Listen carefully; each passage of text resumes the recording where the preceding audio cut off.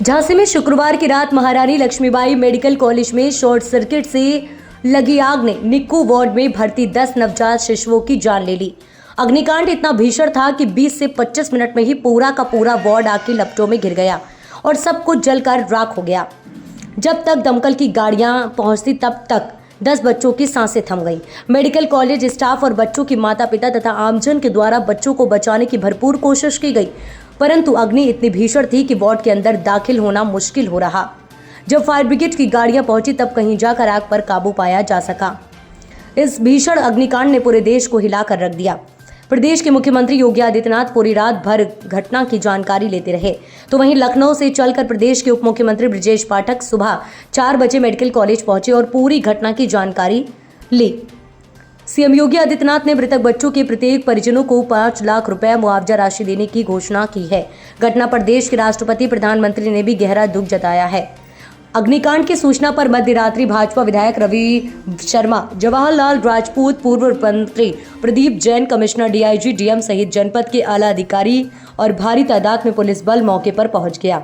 किसी तरह से अग्निकांड एवं हालातों पर प्रशासन ने काबू पाया है। प्राप्त जानकारी के अनुसार मेडिकल कॉलेज के एसएनसीयू वार्ड में 54 बच्चों का इलाज चल रहा था। शुक्रवार की रात 10:45 पर अचानक वार्ड में धुआं उठा। बताया गया कि एक स्टाफ नर्स चीखती हुई बाहर आई और उसने आग लगने की सूचना दी। जब तक कोई कुछ समझ पाता, आग की लपटें बढ़ती गईं।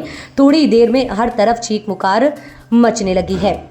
सबसे बड़ी बात यह है कि स्पष्ट रूप से कई माता पिताओं को पता नहीं चल पाया कि उनका बच्चा कहाँ है, जिंदा भी है या नहीं, क्योंकि मेडिकल प्रशासन भी ठीक से पहचान नहीं कर पा रहा था, क्योंकि बच्चों को भर्ती करने से पहले उनके शरीर पर टैग लगा दिया जाता है, पर आग के कारण वह टैग भी जल गया, जिसकी वजह से पहचान नहीं हो पा रही थी कौन सा बच्चा किसका है। ये बड़ी असमंजस की स्थिति बन गई। बच्चे तो अभी आइडेंटिफाई नहीं, जिनकी डेड बॉडी है उसको हम लोग क्लियर करेंगे कि किसका है। अब आप उसका डीएनए सैंपलिंग कराएंगे। एक मिनट, हमें बच्चे दिखा दो। एक मिनट, अभी थोड़ी वो बच्चों का साहब का ये कहना है, रुकिए मैं बता रहा हूँ आप लोगों को। आप साहब का ये कहना है कि बच्चे जो जिनकी मृत्यु हो गई है, जो आप लोग माँ जिनके लिए खड़े हैं, उनका ये कहना है कि उनकी सैंपलिंग होगी कि बच्चों का पता कैसे चलेगा कि वो आपका बेटा है, वो इनका बेटा है। तो डीएनए टेस्ट होगा, खून की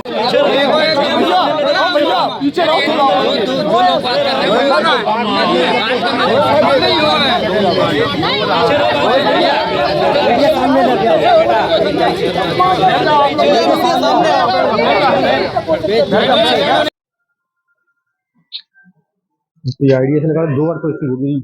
माइक है, माइक ढूंढते फिरे हम माइक।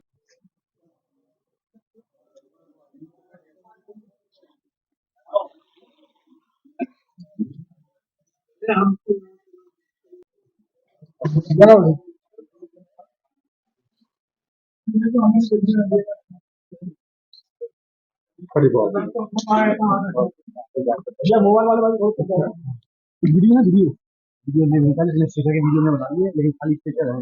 ये सब बहुत इमरजेंसी होती है सब।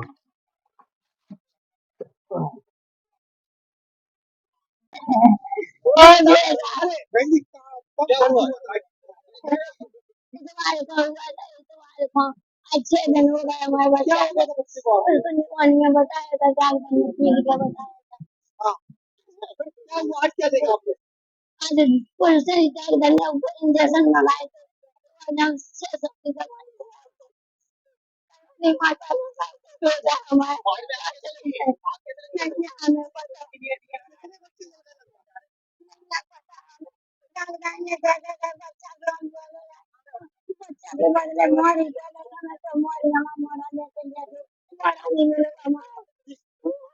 प्रदीप नाम से। अच्छा, आपका भी बच्चा लापता है कल से? जी। अच्छा, अभी जब से कल से लापता है, कल रात से आज काफ़ी समय हो गया है, आप लोगों को कुछ खाने पीने या किसी तरह की कोई व्यवस्था प्रशासन द्वारा? कोई व्यवस्था नहीं है, खाने पीने की ना पानी की, कोई दूर तक नहीं है।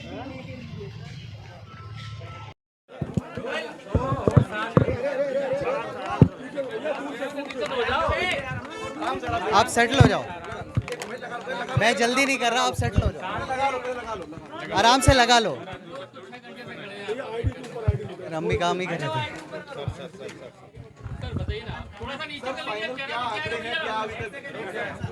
शांति आराम से पूछिए।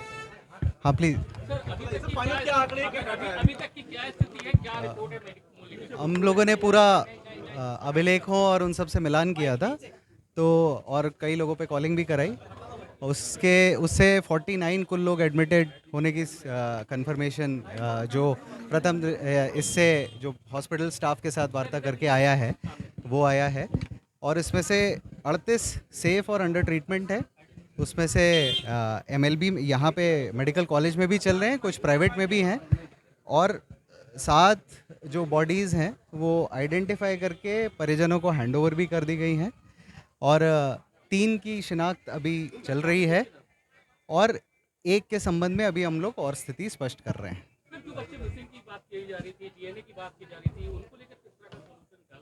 जैसे बताया मैंने कि 7 की शिनाख्त परिजनों द्वारा कर ली गई है, 3 की शिनाख्त अभी हम लोग प्रक्रियाधीन है। उनके परिजनों से बात कर रहे हैं, उनके वेट और इन सब के वो हैं मेजरमेंट्स हैं, उसके साथ उनसे प्रयास किया जा रहा है। और 1 के संबंध में अभी स्थिति स्पष्ट नहीं है, हम लोग उसको भी चेक करा रहे हैं। उनके मैक्सिमम बच्चे जो हैं उनमें से किसी में भी बर्न की इंजरीज नहीं है, स्टेबल है ये, क्योंकि सभी बच्चे जो नीकू में आते हैं वो मोस्टली बहुत ही सीरियस कंडीशंस में ही आते थे। तो उनकी जो पहले की जो कंडीशंस, जो सीरियस कंडीशंस हैं, उनमें से 3 बच्चे जो थे वो अभी भी सीरियस हैं, उनको हम लोगों ने उनको प्रॉपर ट्रीटमेंट दे रहे हैं।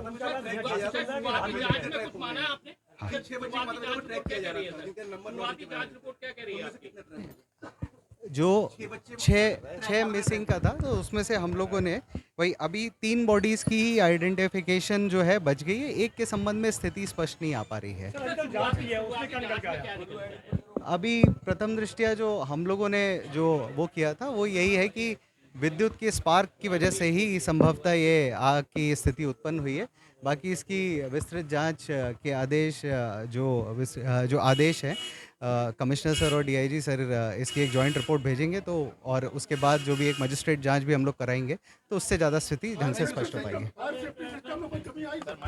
क्या सुविधाएं हैं इस वक्त है प्राइवेट में, खासतौर पर जिनको भर्ती कराया गया है? कोई खास क्योंकि कल की जो घटना हुई उसके बाद बच्चों को यहाँ से कुछ बच्चों को प्राइवेट हॉस्पिटल में शिफ्ट कराया गया है, कुछ बच्चे यहीं मेडिकल कॉलेज में केयर सेंटर में हैं, लेकिन जो प्राइवेट में है जो भी हैं किसी भी तरह से वहाँ पहुँचे, उनका किसी भी प्रकार का कोई भी पैसा उनका नहीं लगेगा, वो पैसा गवर्नमेंट वहन करेगी। मेरी डॉक्टर साहब से बात हुई है और उन्होंने कहा है स्पष्ट रूप से, जब तीमारदारों का मेरे पास फ़ोन आया कि कुछ पैसे यहाँ पर क्या प्राइवेट में पैसा लगे, मैंने कहा बिल्कुल नहीं लगेगा। यहाँ से जो बच्चे जितने भी गए हैं, जो खुद भी ले गए हैं या रेफर होके गए हैं, उनका कोई पैसा तीमारदार को नहीं देना होगा। जी, मेडिकल कॉलेज प्रशासन इसमें कितना दोषी है? देखिए, दोषी एक अभी शुरुआत की घटना जो शॉर्ट सर्किट से बताई गई है। अब इसमें माननीय मुख्यमंत्री जी ने कहा कि अगर इसमें जो भी दोषी पाया जाएगा तो निश्चित रूप से कठोर कार्रवाई होगी। आए दिन मेडिकल कॉलेज चर्चाओं में रहता है, आए दिन लड़ाई झगड़े, यहाँ की गुंडई चरम पर है, और आज इतनी बड़ी घटना, क्या कहें? घटना बहुत बड़ी है, घटना को नहीं किया जा सकता, लेकिन निश्चित रूप से प्रशासन ने बहुत मुस्तैदी के साथ इसको संभाला है, और ये आने वाला समय में पूरे सारे जितने बच्चे अभी हैं उनकी बहुत अच्छे से देखरेख चल रही है। हम लोग उन्हीं को भी देखने जा रहे हैं। मजिस्ट्रेटी जांच के भी आदेश दिए गए हैं। स्थानीय प्रशासन भी फायर विभाग के साथ मिलकर